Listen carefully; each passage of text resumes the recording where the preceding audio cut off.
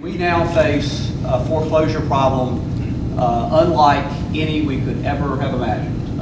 It is the single biggest challenge that we face in getting our economy back on track. Economists now estimate that 8.1 to 10.2 million families, more families, will lose their homes to foreclosure by the end of 2010, in the next 4 years. That's about one mortgage in 5. Working and middle class families have been cheated on their mortgages, they've been cheated on their credit cards, they've been cheated with overdraft fees, and now they see their tax dollars going to prop up the banks that cheated them.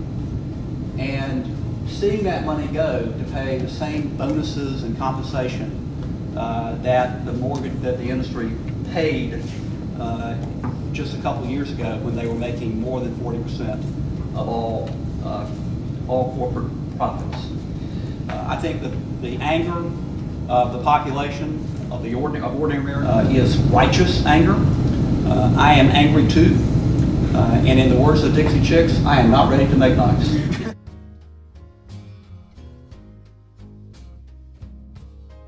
In Washington, or any housing relief that comes from federal funding allows the counselors only to say to the industry, please, please, please modify this mortgage so that the homeowner can save their home and stay in their home. In North Carolina, they can go a step further. They can say, please, please, please, modify this mortgage, and if you don't, we're going to sue your sorry ass. That additional step turns out to matter a lot. There's a record of modifying voluntarily, well, if you call that voluntarily, mortgages where there's a legal flaw and there's legal advice is much higher than it is otherwise.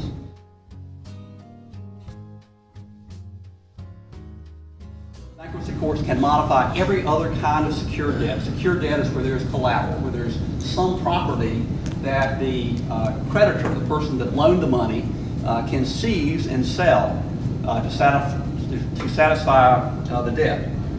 With mortgages, the asset is a home. It is the only kind of secured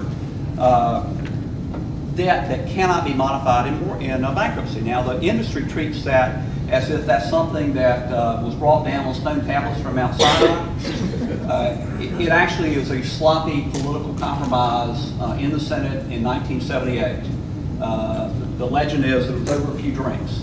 And it was just a give. It was a special interest give to the mortgage industry to get them to go away and leave the bill alone so it could have serious illness, job loss, divorce. When something serious went wrong, they had no option but to borrow against their home. And the mortgages that have gotten the nation in trouble were refinances, not purchase money mortgages. They weren't about getting people into houses.